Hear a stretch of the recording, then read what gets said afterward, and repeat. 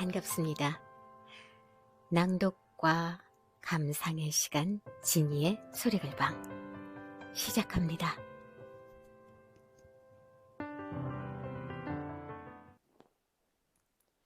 안녕하세요. 진이의 소리글방 임유진입니다.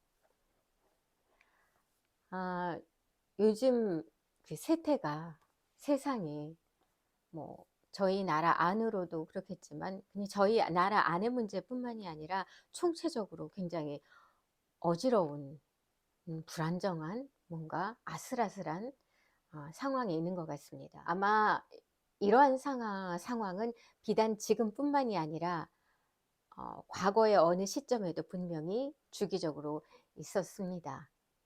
그런 주기적인 그러한 세상을 한 번씩 경험하고 또 그것을 좀 고쳐가고 여러 가지로 그러면서 좀 발전해 갈 수 있다면 더욱이 좋을 텐데요.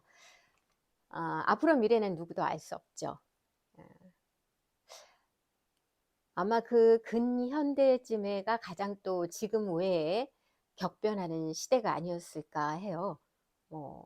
전제주의에서 자본주의의 도입, 각국의 이익을 통해서 식민지의 문제, 또 사상의 문제, 사회주의와 또 여러 가지 그런 부분들이 서로 이해관계가 얽혀 있고 충돌하는 그런 시기가 있었죠. 그때 그 시기에 예술가들과 작가들, 창작자들은 각기 자신의 어떤 세계관과 철학관을 정립하면서 창조물을 내놓곤 했는데요. 바로 그 근현대의 가장 러시아의 대문호이죠. 그 양대 산맥인 톨스토이와 도스토옙스키, 그 중에 오늘은 도스토옙스키를 소개하려고 합니다. 그래서 제가 오늘 가지고 온 것은 도스토옙스키의 단편선인데요. 이 도스토옙스키 단편선의 부제로는 6색깔 도스토옙스키라고 되어 있습니다. 왜 6색깔일까? 이 속에 수록되어 있는 것은 5개의 단편 소설과 그리고 푸시킨에 대하여라는 도스토옙스키의 연설문이 수록되어 있습니다.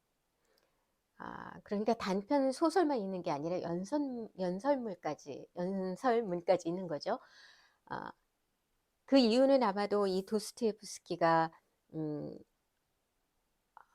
뭔가 이렇게 내세우고자 했던, 그리고 표현하고자 했던, 그리고 정립하고자 했던 그런 어떤 인생관, 철학관, 세계관이 차츰 인생을 통해서 어떤 변한 시점도 있을 것이고, 그리고 가장 결정적인 어떤 순간에 어떤 작품들도 있을 것이고, 물론 그 까라마조프의 형제들이라든가 죄와 벌이 굉장한 대작이지만 그 대작 속에 녹아든 모든 것들이 어쩌면 몇몇의 작은 소품들의 단편들을 통해서 좀 집대성되지 않았을까, 이런 부분에 있어서 짧게 여러모로 다양하게 경험해 볼 수 있는 그런 책이 아닐까 생각합니다. 그런 만큼 그 다채로운 빛깔의 도스토옙스키를 경험해 볼 수 있는 그런 책이 되겠죠. 그래서 저는 이번에 가장 초기 작품인 이 작품집 중에서 크리스마스 트리와 결혼식이라는 초기 작품을 소개해드리고 또 이제 낭독으로 들어갈 텐데요. 낭독과 더불어 감상도 나눠보려고 합니다. 자, 이제 바로 낭독의 시간으로 들어갑니다. 잠시만요.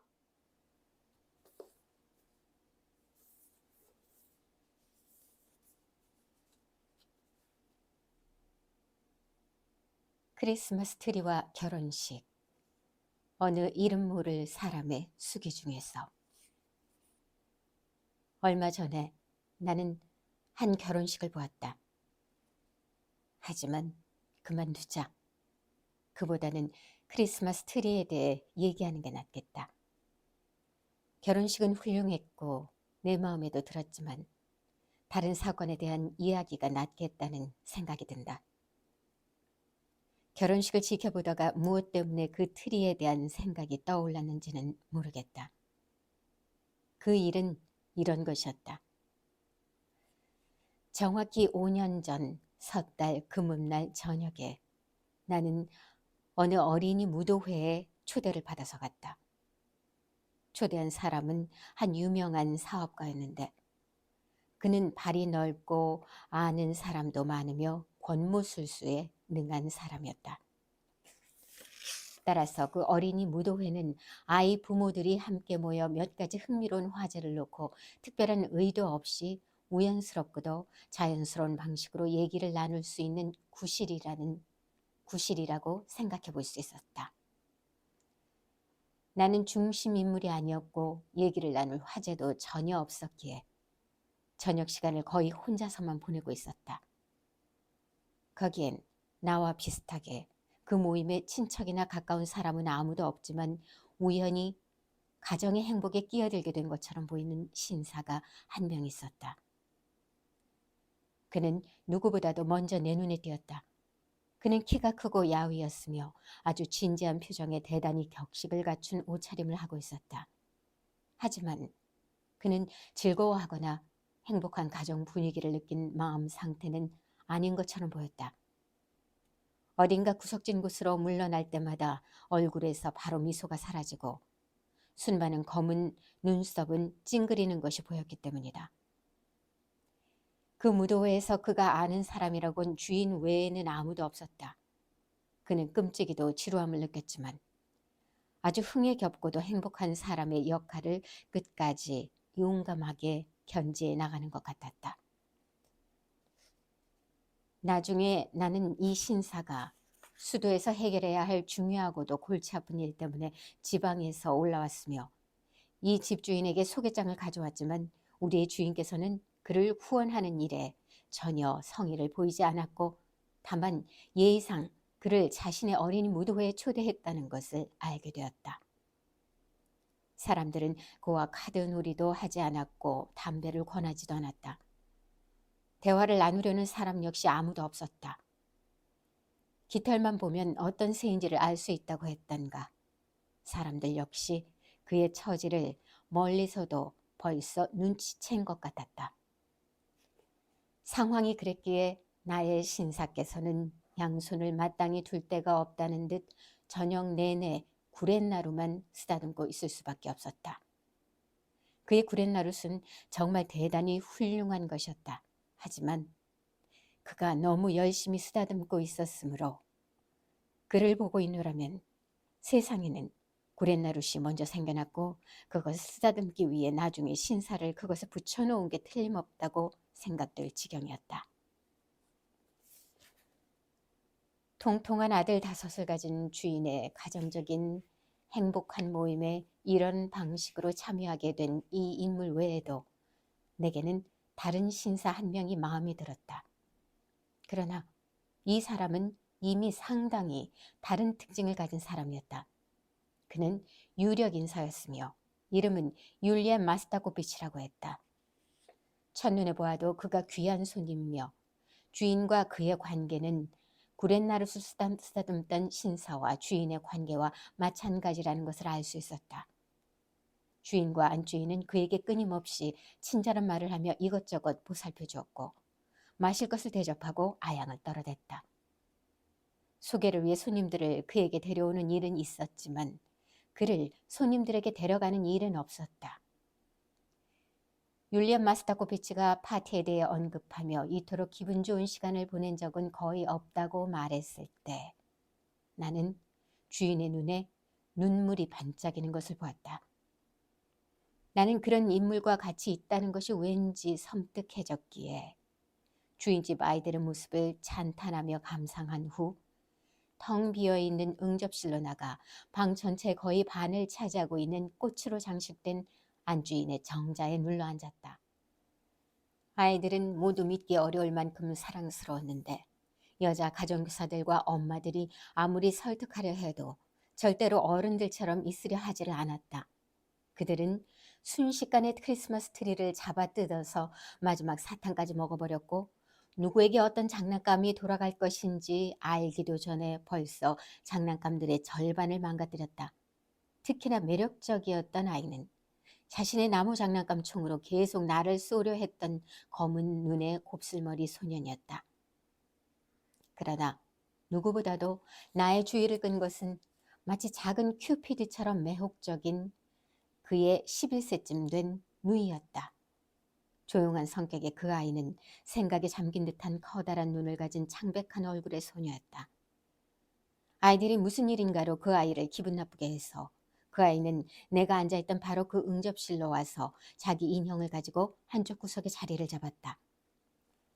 손님들은 그 아이의 아버지인 한 부유한 상인을 존경스러운 표정으로 가리키곤 했는데 그들 중 어떤 사람은 그 아이를 위해서는 이미 30만 루블의 지참금이 마련되어 있다고 귓속말을 하기도 했다. 그러한 상황에 대해 호기심을 가지고 있는 사람들을 돌아보다가 나의 눈길은 율리안 마스타코피치에게 머물렀다. 그는 뒷짐을 진 채 고개를 옆으로 약간 숙이고 이 사람들의 잡담에 왠지 아주 주의 깊게 귀를 기울이고 있었다. 잠시 후 나는 아이들의 선물을 나누어주는 주인 부부의 현명함에 놀라지 않을 수 없었다. 이미 30만 루블의 지참금을 가지고 있는 이 소녀는 가장 값비싼 인형을 받았다. 그 다음으로는 이 모든 행복한 아이들의 부모의 위계가 낮아질수록 선물의 가치도 떨어지는 것들이 따라왔다. 마침내 마지막 아이인 작고 야위었으며 붉은 머리에 주근깨 투성이인 10살쯤 되는 소녀는 자연의 위대함과 감동의 눈물 등등에 관한 조그만 이야기책 한 권을 받았을 뿐인데 그것은 책 속에 아무 그림도 없고 표지 역시 조그만 장식조차 되어 있지 않은 그런 책이었다. 그 아이는 주인집 아이들의 가정교사인 한 가난한 과부의 아들로서 심하게 주눅들어 있었고 겁을 먹은 듯한 표정이었으며 초라한 무명 겉옷을 입고 있었다. 책을 받은 후에도 이 아이는 오랫동안 다른 장난감 주위를 서성거렸다. 그 아이는 다른 아이들과 무척 놀고 싶었지만 쉽게 용기를 내지 못했다. 그 아이는 이미 자신의 처지를 느끼고 이해하는 것처럼 보였다. 나는 아이들을 관찰하는 것을 참 좋아한다. 그들의 삶 속에서 나타나는 최초의 자립적인 자기 표현은 무척 흥미로운 대상이다. 나는 붉은 머리 소년이 다른 아이들의 호화로운 장난감들의 마음을 완전히 빼앗겼으며 특히 장난감 연극놀이에 참여해 꼭 어떤 역할이든 맡고 싶은 생각이 너무나 강해 결국은 좀 비굴하게 굴기로 작정했음을 눈치챘다. 그는 미소를 띤 채 다른 아이들의 비위를 맞추며 놀았다. 그는 주머니 속 손수건에 이미 당과류를 꽉 채워놓은 통통한 얼굴의 한 소년에게 자신의 사과를 주었다. 그는 심지어 아이 하나를 등에 태우고 돌아다니려고까지 했는데 이런 것들은 오로지 자신이 장난감 연극놀이에 쫓겨나지 않도록 하기 위해서였다. 그런데 잠시 후 어떤 개구쟁이가 그를 세게 때렸다. 아이는 감히 울지도 못했다. 그때 그의 엄마인 가정교사 여인이 나타나 다른 아이들 노는데 방해하지 말라고 그에게 명령했다. 아이는 소녀가 있는 바로 그 응접실로 들어갔다. 소녀가 그 아이를 자기 곁에 오게 하자 둘은 호화로운 인형 한 개를 아주 열심히 치장하기 시작했다. 나는 담쟁이 넝쿨이 있는 정자에 앉아 붉은 머리 소년과 30만 루블의 지참금이 있는 아름다운 소녀가 인형을 돌보며 나누는 작은 말소리를 이미 30분간이나 듣고 있었다. 그러다가 깜빡 잠이 들 무렵 갑자기 율리안 마스타코피치가 방으로 들어왔다. 그는 아이들이 싸우는 혼란스러운 상황을 이용해 조용히 홀에서 빠져나온 것이었다. 나는 몇 분 전쯤에 그가 방금 안면을 익힌 미래의 부유한 신부의 아빠와 어떤 특정 직무가 다른 직무에 비해 우월하다는 점을 두고 아주 열성적으로 대화를 나누는 것을 보았다. 이제 그는 생각에 잠긴 채 서서 손가락으로 무언가를 계산하고 있는 듯했다. 30만이라. 그는 중얼거렸다. 11,000, 12,000, 13,000 이런 식으로 5년 후면 16,000이 되는구나. 그런데 이자를 4%라고 치면 12,000, 여기다 5를 곱하면 6만, 이 6만에다가 5년 후면 원금과 이자 합쳐서 40만이 되겠군. 그렇구나. 하지만 상대는 4%로는 안 될지도 몰라. 사기꾼 같으니라고. 그렇다면 8%나 10%쯤 돼야 할 수도 있겠군. 뭐 어쨌든 50만 정도가 될 거라고 봐도 되겠지. 최소한 50만이란 말이야. 분명히 그 정도는 될 거야. 뭐 남는 건 결혼 비용에 쓰라고 하면 되겠군. 그는 생각을 마치고 코를 푼 다음 방에서 나가려고 하다가 문득 소녀를 보고는 멈춰섰다. 그는 화초를 심은 화분들 뒤에 앉아있던 나를 보지는 못했다. 그는 극도로 흥분한 듯 보였다. 계산이 그에게 영향을 미쳤는지 아니면 어떤 다른 원인이 있는지 그는 손을 비비면서 한자리에 가만히 있지를 못했다. 그가 멈춰서서 미래의 신부에게 무언가 색다른 강렬한 시선을 던졌을 때 이러한 흥분은 최고조에 달했다. 그는 앞으로 가려고 하다가 우선 주위를 둘러보았다. 그런 다음 자신이 잘못이라도 저지르는 것 같이 느껴지는 것처럼 발끝으로 소녀에게 다가가기 시작했다. 그는 미소를 지으며 다가가서 몸을 굽히고는 소녀의 머리에 입 맞췄다.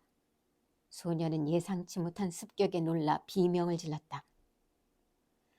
사랑스러운 아가씨, 여기서 뭘 하고 있나요? 그는 주위를 둘러보고 소녀의 뺨을 가볍게 두드리면서 속삭이는 목소리로 물었다. 우리 놀고 있어요. 뭐라고요? 이해와 말인가요? 율리안 마스타코비치는 소녀를 곁눈질하면서 물었다. 귀여운 아이야, 너 저 홀로 들어가는 게 좋겠다.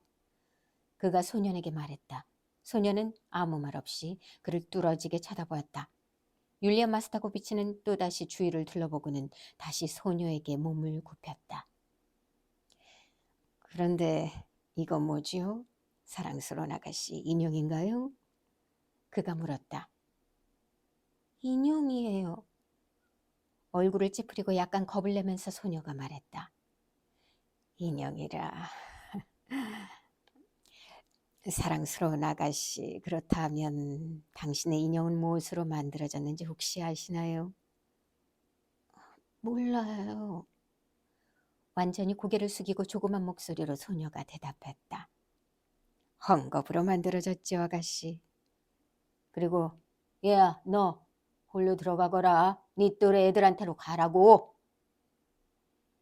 율리안 마스타코비치는 소녀를 엄격한 눈으로 바라보면서 말했다. 소녀와 소녀는 얼굴을 찌푸리더니 서로 껴안았다. 그들은 헤어지고 싶지 않았던 것이다.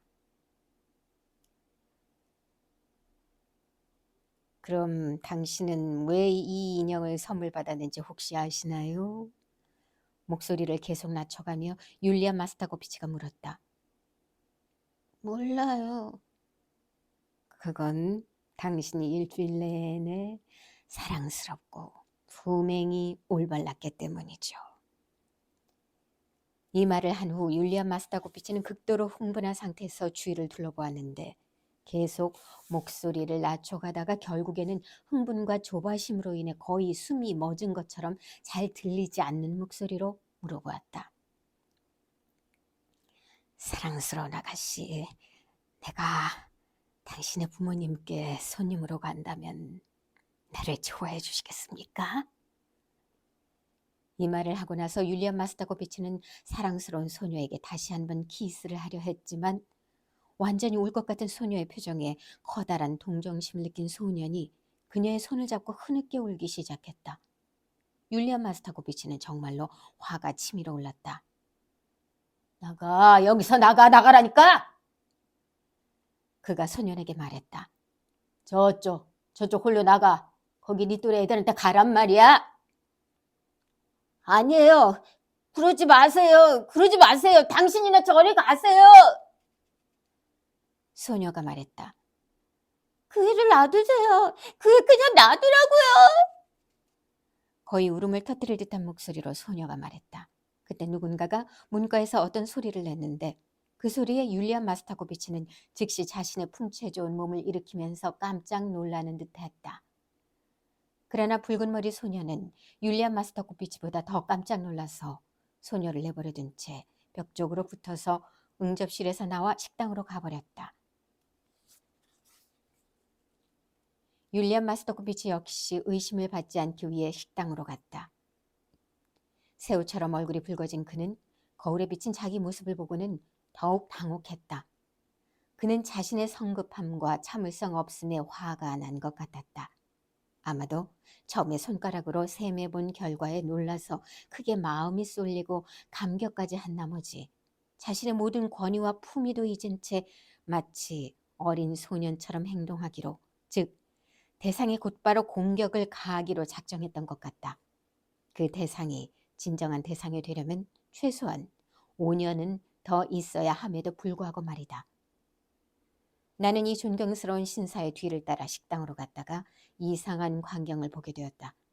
분노와 증오로 얼굴이 온통 벌개진 율리안 마스타코비치가 그로부터 점점 더 멀리 뒷걸음질 치면서도 공포심으로 인해 어디로 도망쳐야 할지 모르는 붉은 머리 소년을 위협하고 있었던 것이다.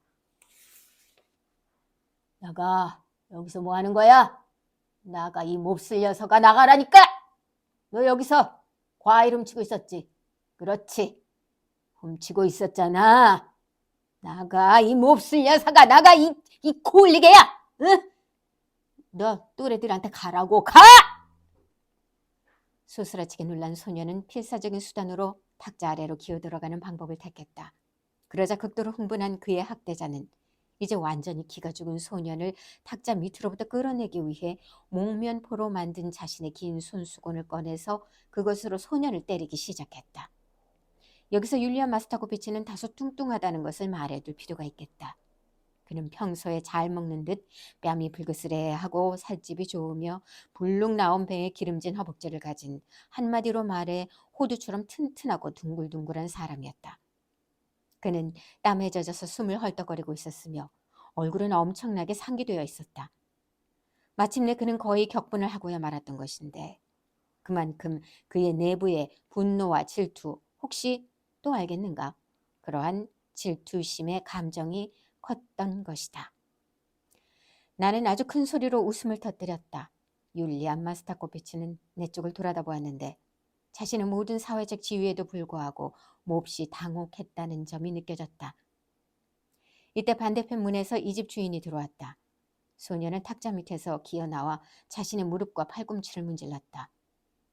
율리안 마스타코비치는 한쪽 끝을 쥐고 있던 손수건을 얼른 코에 가져다 댔다. 주인은 다소 의아한 눈으로 우리 셋을 쳐다보았다.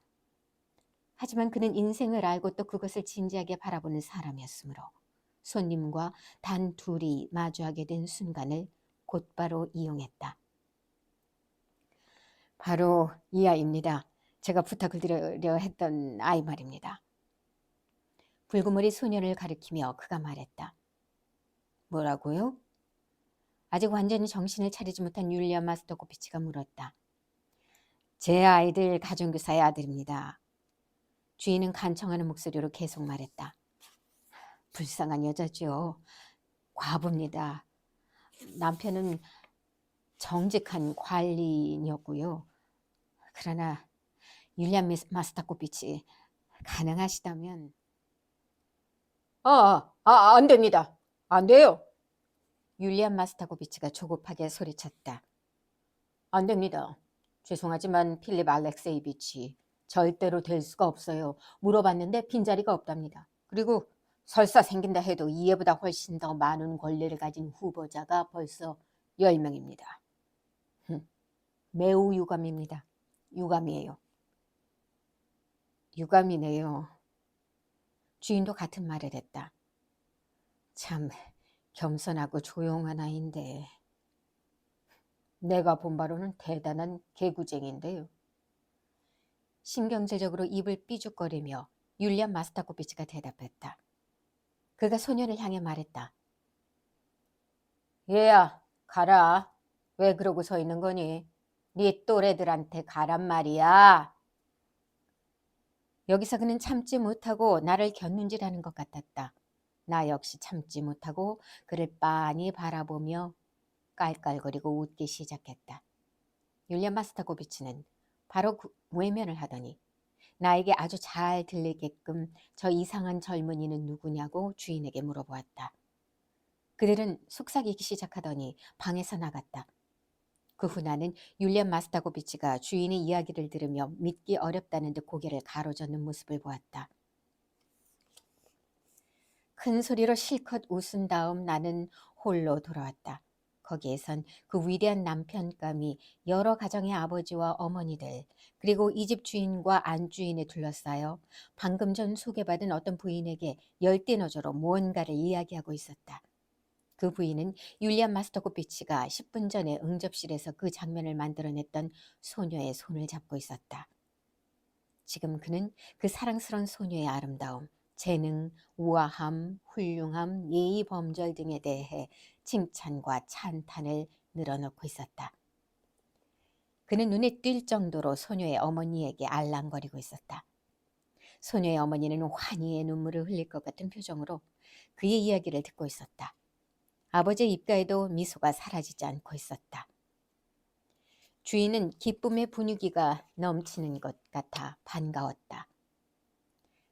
모든 손님들도 공감을 한 나머지 대화에 방해가 되지 않도록 아이들의 놀이를 중단시킬 정도였다. 전체적인 분위기가 경건해졌다. 그 다음에 나는 마음 깊은 곳까지 감동한 이 흥미로운 소녀의 어머니가 율리안 마스타코비치에게 그들의 집에 방문하여 소중한 친교를 나눌 수 있는 특별한 영광을 베풀어 달라며 고르고 고른 예의 바른 표현을 통해 청하는 것을 들었다.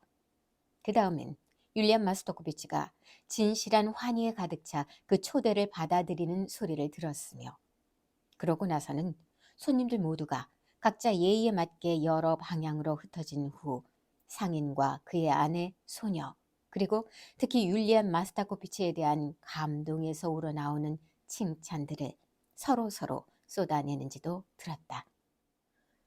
저분은 결혼하셨나요?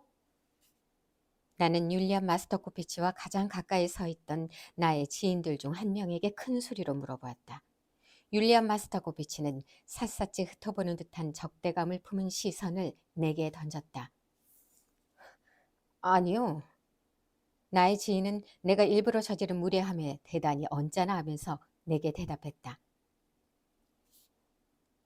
얼마 전에 나는 어떤 교회 옆을 지나가게 되었다. 그런데 그곳에 온 사람들의 수와 행사의 규모가 나를 놀라게 했다. 주위에선 결혼식에 대해 얘기하고 있었다. 날씨는 찌푸려 있었으며 보슬비가 내리기 시작하고 있었다. 나는 사람들 사이를 간신히 뚫고 교회 안으로 들어가서 신랑을 보았다. 그는 키가 작았고 불룩하게 나온 배에다 잘 먹어 피둥피둥 살까지 찐 사람이었는데 아주 화려한 복장을 하고 있었다. 그는 바삐 돌아다니면서 이것저것 챙기고 지시를 내리고 있었다. 사람들을 해치고 더 들어갔더니 이제 막 인생의 첫 봄을 맞은 것 같은 놀라운 미인이 보였다. 그러나 그 미인은 안색이 창백했고 표정은 슬퍼 보였다. 시선은 초점 없이 멍하기만 했다. 내게는 그녀의 눈이 얼마 전에 흘린 눈물로 붉어진 것처럼 보이기까지 했다. 그녀 얼굴의 모든 특징들에 존재하는 고전적인 엄격함은 그녀의 미모에 일종의 자부심과 장엄함을 부여해주고 있었다. 그러나 이 엄격함과 자부심 사이로, 이 슬픔 사이로 어린아이 순진무구한 얼굴이 비쳐 보였다. 그녀에게서는 아직 다 열매 맺지 못한 지극히 순진하고 어린 무엇인가가 엿보였는데 그 무엇인가는 아무 말 없이 오직 자비만을 구하는 것처럼 보였다. 사람들은 그녀가 이제 갓 16세가 되었다고 말들을 했다. 나는 유심히 신랑을 바라보다가 그가 정확히 지난 5년 동안 보지 못했던 율리안 마스타코비치임을 깨달았다. 나는 신부를 바라보았다. 이럴 수가. 나는 사람들을 해치며 서둘러 교회 밖으로 나가기 시작했다. 신부가 부유한 집안 출신이고 50만 루블의 지참금이 있다. 결혼 비용도 상당하다. 등등의 말이 군중 속에서 들려왔다. 어쨌든 계산은 정확했군. 거리로 빠져나온 후 나는 이렇게 생각했다.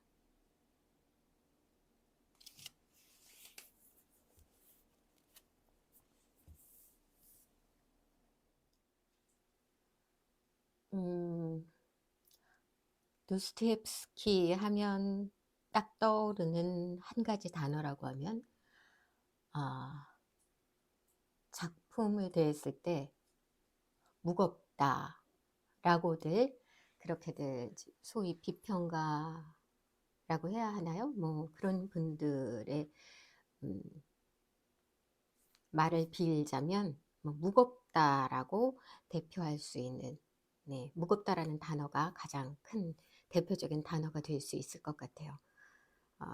그 무겁다는 의미는 뭔가 난해하다 내지는 굉장히 만연체적으로 표현이 되어 있기 때문에 뭐 이렇게 확 들어오지 않는, 그래서 읽어 나가기가 상당히 버겁다 그런 의미가 아니라, 혹은 또 너무 염세적이라서 상당히 그래서 항상 뭔가 부담을 갖고 작품을 대해야 한다. 그런 의미로 오해할 수도 있지만 이 무겁다의 의미는 그런 의미로서가 아니라 어떤 관념적인 것, 생각이라는 부분, 그런 면에 있어서의 어떤 무거움, 쉽게 간과되지 않는, 뭐 문장이 그렇게 막 난해한 문장 자체가 문장이 그런 건 아니지만 어떤 이야기가 진행하는 과정 사이사이 행간에 문득문득 어떤 상징적으로 표현되는 어떤 그런 부분들, 그러니까 이런 부분들은 작가가 치밀하게 나름대로 자신의 체험이라든가 그런 것을 소재로 가져오지만 그것에 매몰돼서 마치 그런 감정이라든가 뭐 어떤 힘듦, 여러 가지 어떤 그런 것들을 감정적으로 배설한다기보다는 그런 소재를 가져와서 치밀한 계획하에 좀 더 어떤 관념적인 부분이라든가 어떤 생각하는 부분, 좀 통찰, 그리고 뭐 전체적으로 이렇게 메타적으로나 아니면 관찰자적으로 객관적으로 뭔가 이 전체적인 내러티브를 좀 볼 수 있는, 통찰해 볼 수 있는, 그 통찰을 위해서는 어떤 사고가 필요하죠. 그러니까 사색도 필요하고, 그런 부분에 있어서 그냥 쉽게 그냥 막 넘어가면서 이야기 중심으로 흘러가는 그런 여태 그냥 소설은 아니라는 부분이죠. 그리고 워낙 방대한 그런 소설을 또 쓰시기도 했잖아요. 제가 지금 방금 읽어드린 아주 간단한 단편 외에도 너무나 유명한 죄와 벌, 아주 대표적으로 굉장히 대하 드라마, 엄청난, 그리고 각자의 캐릭터들이 대표하는 어떤 인간의 군상이라든가 인간의 본성, 그리고 어떤 그런 면면의 군상들을 통해서 인간이 가지고 있는 저 밑바닥의 어떤 잠재적인 본성이 무엇인가를 한번 일깨워주게 하는, 그래서 아마도 그 무겁다라는 의미는 그런 부분에서 거론되는 게 아닌가, 그렇게 생각이 됩니다. 지금 제가 낭독해드린 크리스마스 트리와 결혼, 왜 제목을 크리스마스 트리와 결혼으로 했을까? 물론 어떤 장면적인 씬이 딱 두 가지 씬이 나오잖아요. 크리스마스 트리가 있는 그 연말의 파티 장면과 장소적인 배경이 그것과 그리고 5년 후에 결혼식에 교회에서 결혼식 장면 그런 배경적인 것을 빌어와서 제목을 썼을 수도 있지만 어떻게 보면 이 크리스마스 캐럴과 결혼이라는 것은 아, 사람들이 살아가는 속에서 가장 뭔가 이렇게 좀 꿈 같은 내지는 풍요로운 또 하나의 이벤트 뭔가 이렇게 좀 설레는 뭔가 좋은 일이 있을 것만 같은 그런 이면을 갖고 있잖아요. 그 이미지가. 근데 사실 그 속내를 보면 이 크리스마스 트리라는 어떤 풍요로운 트리가 이렇게 대변해주는 어떤 그 선물과도 같은 그런 배경 속에서 일어나는 소소한 어떤 이야기거리들은 그닥 크리스마스 트리가 주는 그런 느낌과는 좀 다른 거죠. 결혼 또한 여기에 나오는 결혼 동안 무작정 축하해주고 뭐 어떤 앞날을 그리하여 누구와 누구는 행복하게 잘 살았답니다 라는 식의 결혼이 아니잖아요. 그러니까 뭔가 이중적이면서도 이렇게 반어적인 느낌을 좀 더 더해주는 제목으로서 혹은 배경으로서의 어떤 장소적 배경으로서의 충분히 두 가지의 의미, 두 가지의 어떤 역할로서 충분히 이 제목은 중의적인 그런 부분을 담당하고 있는 게 아닐까 합니다. 그래서 아마도 크리스마스 트리와 결혼은 가장 적절한 제목이 아니었을까 해요. 물론 이 제목을 먼저 잡고 글을 썼을 수도 있고 글을 쓴 다음에 제목을 선정했을 수도 있겠지만요. 이 작품은 상당히 짧은 단편인데요.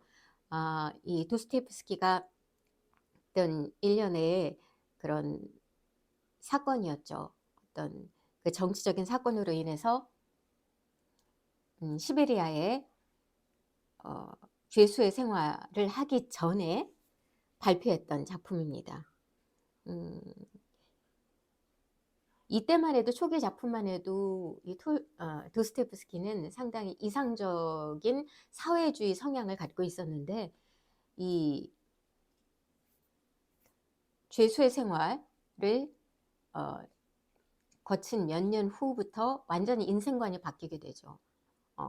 좀 더 어떤 그런 완전 어떤 우성향의 민족주의적 성향으로 상당히 많이 전환한다고 합니다. 이 크리스마스 트리와 결혼이라는 작품의 배경은 러시아의 전제주의와 그 왕권이죠. 전제주의와 그리고 이제 막 자본주의가 들어와서 자본주의가 막 성행하기 시작했을 때 어떤 혼돈돼 있는 어떤 그런 배경, 그 배경을 가지고 이 소설이 전개가 되는데요. 아마도 두 가지 공통점은 인간이 만들어 놓은 어떤 기준,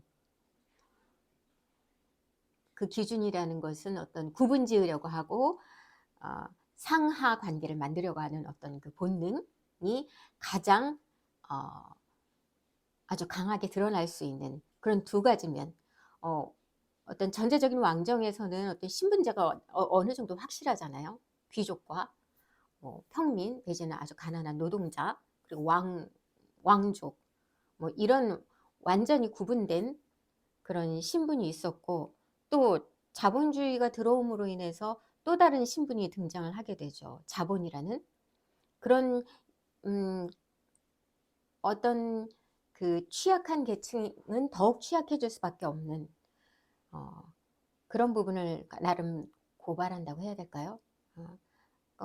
전제주의에 있어서의 가장 어떤 표면적으로 보여지는 어떤 그런 신분적인 부분, 신분제에 대한 그런 부분과 자본에 의해서 나눠지는 그런 부적인 신분적인 부분 그런 것으로 인해서 가장 취약하고 나약할 수밖에 없는 그런 계급이라 할 수도 없겠죠. 어떻게 보면은 돈이 없고 내세울 것이 없으면서 또 특별한 어떤 기득권의 그런 것도 없고, 그리고 나약하고, 가장 그런 것으로는 아마 어린아이와 또 어린 여자인 경우에 그런 부분에 있어서 어떤 나름의 착취의 대상이 될 수 있지 않나, 그런 생각을 합니다. 이 작품에서는 바로 대표적인 것이 이 소년과 소녀죠. 나중에는 이제 결혼을 하게 되는, 5년 후에 결혼을 하게 되는 어떤 부를 갖고 있는 상인의 딸 소녀와, 그리고 가정교사의 아들로 있는 소년의 대표적인 그 인물로 나오죠. 그 외에도 부수적인 어떤 조금은 취약할 수 있는 역할들은 그곳에 초대되어 온, 어쩔 수 없이 초대되어 온, 나름 구색을 갖추기 위해서 별로 중요하지 않은 인물로 또 두 인물이 나옵니다. 그 두 인물 중에는 바로 이 글의 화자죠. 근데 참 특이하게도 이 화자는 이야기 속에 그 굉장히 계산적이고 그래서 부를 많이 축적한 그런 상인, 이 파티를 주최한 상인과의 관계에서는 조금 취약한 부분에 놓일 수밖에 없는데, 또 참 아이러니한 게 이런 자본을 가졌음에도 불구하고 아직 남아있는 전제주의적인 것에서의 어떤 신분적인 부분에 있어서는 나름 귀족적인 어떤 신분의 위치를 갖고 있는 사람에게는 또 취약한 게 된 거죠. 아직까지는 그 자본의 힘이 아주 막강할 때는 아니기 때문에 그 나름 구분되어지는 그런 어떤 상대적인 취약계층과 또 우위에 있는 계층, 그런 부분이 굉장히 혼재해 있으면서 그 중에서도 가장 취약한 부분은 바로 이 소녀와 소년이 되겠죠. 결국 이 소녀는 굉장히 계산적이고 그런 어떤 그 귀족과 나름 정략 결혼처럼 지참금을 갖고 결국은 결혼하게 되는 결말이 있는데, 바로 이 작품을 통해서 아마 이 도스토옙스키는 그 당시에 그 러시아의 상황을 뭔가 굉장히 사실적으로 있는 그대로를 관찰자적인 입장에서 보여주려고 했던 게 아닌가 해요. 도스토옙스키는 이 작품에서 어떤 감정도 섞지 않고 그 나라는 화자의 입장에서는 어떤 동요도 없고 그냥 관찰자적인 부분으로 아무렇지도 않게 이야기를 서술해 가죠. 근데 과연 그 서술해 가는 와중 맨 마지막의 문장에서 결국 계산은 정확하게 했다는 그런 어떤 문장이 나오잖아요. 그렇게밖에 말할 수 없는 입장. 이 입장으로 대표되는 이 나라는 화자는 비단 그 화자뿐만이 아니라 그 당시에 그럴 수밖에 없는 여러 계층. 그러니까 이 보편성이 옳다 그르다를 떠나서 너무나 만연해 있는 이 보편성에 대해서 항거할 수 없는 상황, 그런 것을 보여주는 게 아닌가 합니다. 여기서도 또 느껴지는 것은 도스토옙스키의 어떤 세계관은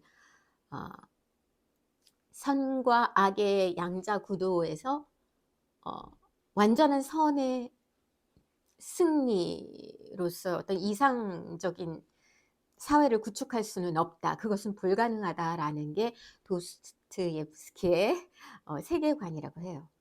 결국은 굉장히 냉소적인 시각이죠. 근데 어쩌면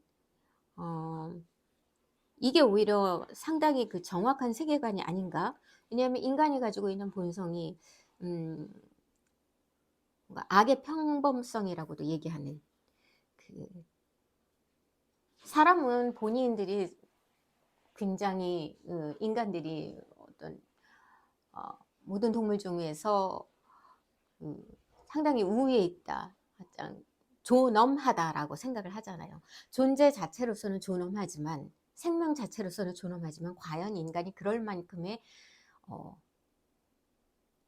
진화한 존재인가라는 것을 볼 때는 그것을 지향하고 우상화하지만 결국 그렇지는 못하다는 것. 그렇기 때문에 제대로 진화를 하려면 그 제대로 된 밑바닥을 숨기지 않고 자각해야 한다는 점. 그렇기 때문에 완전한 선으로서의 어떤 상황을 만든다는 것 또한 불가능하기 때문에 조금 더 그것을 조율할 수 있는 어떤 세계관으로 갈 수 있는 그런 것을 지향해야 하지 않을까. 그런 부분에 있어서는 도스토옙스키가 상당히 정확하게 정확한 세계관으로서 어떤 관점으로서 본 게 아닌가 그런 생각이 드네요. 결국 뭐 인간은 절대 우쭐해야 될 그런 존재는 아닌 것 같아요. 어떤 메타인지로서 관찰자적인 입장으로서의 인간 본성, 내면의 본성, 그 본성이 무엇인지, 뭐 긍정적인 부분, 뭐 부정적인 부분이 다 있겠으나 우리는 너무 긍정적인 것처럼 약간 한꺼풀 쓴다고 하죠. 그러니까 그런 약간 자아도취적인, 자기도취적인 그런 것에 좀 있는 게 아닐까. 그러면 발전도 없지 않겠습니까? 인간이라는 존재가.